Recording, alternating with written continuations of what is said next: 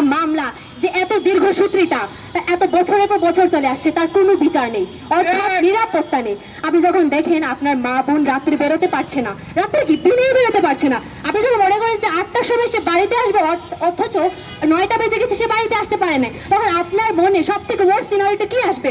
অবশ্যই ধর্ষণ। সেই সংস্কৃতিটাকে যেভাবে লালন করা হচ্ছে আমাদের সমাজে, সেই সংস্কৃতিটাকে উঠিয়ে ফেলার জন্য আমাদের সেই ধর্ষকের বিচারের দাবির জন্য আমরা এখানে একত্রিত হয়েছি। এজ এ সাংবাদিকতা স্টুডেন্ট আমি ইন্টারিম গভর্নমেন্টের কাছে এটাই দাবি রাখি, এই ধর্ষক বিচারহীনতা সংস্কৃতি, মোরাল পলিসিং, নারী নির্যাতন এবং শিশু নির্যাতন, সর্বোপরি একজন জনগণের নিশ্চয়তা হিসেবে আমি নারী নই, পুরুষ নই, একজন মানুষ হিসেবে সেই দাবি নিয়ে আজকে দাঁড়িয়েছি। ধন্যবাদ।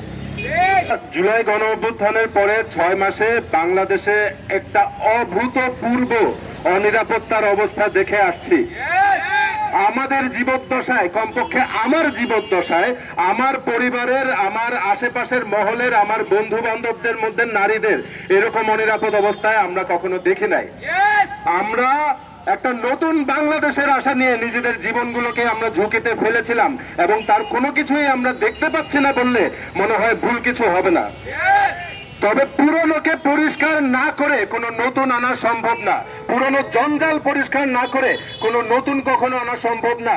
এবং ধর্ষণের সংস্কৃতি, যেটাকে আমরা রেপ কালচার বলি, সেটা আমি মনে করি বাংলাদেশের সর্বশ্রেষ্ঠ জঞ্জাল। এবং যে কোনো সমস্যাকে সমাধান করার প্রথম পদক্ষেপটা হলো সমস্যাটা কি সেটা জানা, একটা অপরাধকে সংজ্ঞায়ন করা, সংবিধানে এবং পেনাল কোডে সেটা সংবিধান করা। তবে আমাদের দেশের যে সংবিধান, আমাদের যে পেনাল কোড, সেখানে কি ধর্ষণের সংজ্ঞায়নটা পর্যন্ত ঠিকমতো আছে? ধর্ষণের সংজ্ঞায়নটা শুরু হয় ইংরেজিতে ওয়েন আ ম্যান দিয়ে, মানে একটা ম্যান ওম্যানের উপর যেটা ইনফ্লিক্ট করছে শুধু সেটাকে আমরা আইডেন্টিফাই করছি ধর্ষণ হিসেবে। গত পরশুদিন আমরা দেখেছি পুরুষের উপর ঘটে যাওয়া ধর্ষণের কথা, এবং শুধু পুরুষ না, বাংলাদেশের বিভিন্ন ইনস্টিটিউশনে, যেগুলোর আমি নাম বলবো না, আমরা দেখতে পাই 2 জেন্ডারেরই বিভিন্ন শিশুর উপর ধর্ষণ এবং এই যে যৌন আগ্রাসনমূলক কর্মকাণ্ডগুলো হয়। এই কর্মকাণ্ডগুলোই যখন আমাদের সংবিধানে এবং পেনাল কোডে ধর্ষণ হিসেবে সংজ্ঞায়িতই হচ্ছে না, তখন বিচারের আওতায় আমরা এটাকে কিভাবে আনবো?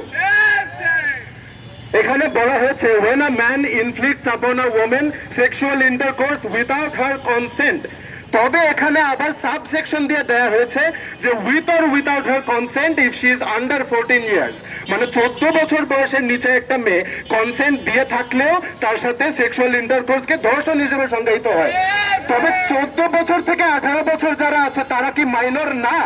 তারা কিভাবে কনসেন্ট দিতে পারে এবং সেটাকে কিভাবে ধর্ষণের আন্ডারে সংজ্ঞায়িত করা হয় না? ধর্ষণের শাস্তিতে বলা আছে যে কারাদণ্ড এবং এই যে আপনার আর্থিক ফাইনের কথা, কিন্তু সেখানে বলা হয়েছে যে ধর্ষণ শুধু তখনই হবে যদি ভিকটিম তার ওয়াইফ না হয়। এটার সমস্যা কয়টা সেটা আমি আপনারা বলা শুরু করি। প্রথমত, এখানে ম্যারিটাল রেপ সংজ্ঞায়িত হচ্ছেই না। দ্বিতীয়ত, এখানে বলা হয়েছে যে even if she is his wife and not under 12 years of age, একটা দেশে যেখানে বিবাহের লিগাল বয়সই হলো 18 মেয়েদের জন্য, সেখানে 12 বছরের নিচে বা 12 বছর থেকে 18 বছরের একটা মেয়ে যদি একজনের সাথে বিবাহিত হয়, বাল্য বিবাহকে এখানে কিভাবে জাস্টিফাই করা হচ্ছে? বা 12 বছর থেকে 18 বছরের মধ্যে একটা মেয়েকে কিভাবে লিগালি একজনের ওয়াইফ ধরা হয় এবং সেই ধর্ষণটাকে ম্যারিটাল রেপের আন্ডারে ফেলা হচ্ছে না।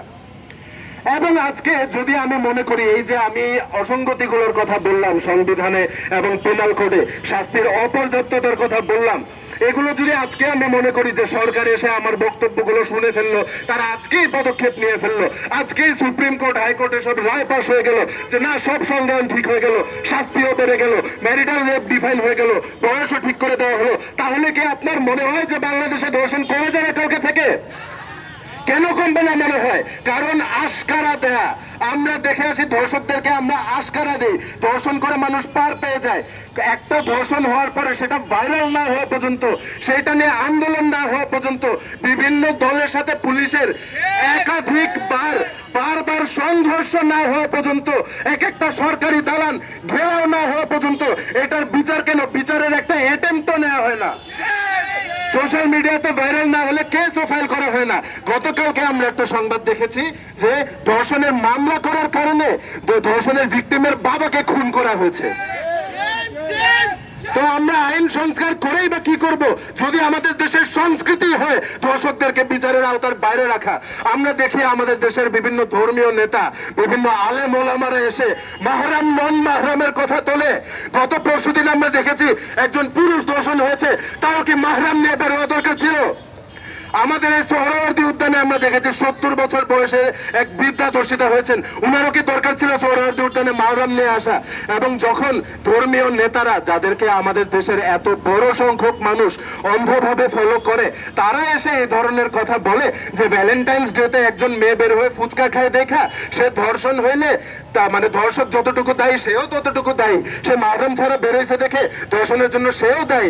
তখন আপনারা কিভাবে আশা করেন যে একটা দেশে যেখানে মেয়েরা পুলিশের এবং রাষ্ট্রের সহিংস অস্ত্রের মুখে নিজেদের বুক পেতে না দিলে একটা গণ অভ্যুত্থান সংগঠন হওয়া সম্ভব ছিল না, সেই গণ অভ্যুত্থান শেষ হওয়ার পরে কিছু গোষ্ঠী উঠে এসে তাদের নিরাপত্তাকেই এখানে নিঃশেষ করে দিচ্ছে?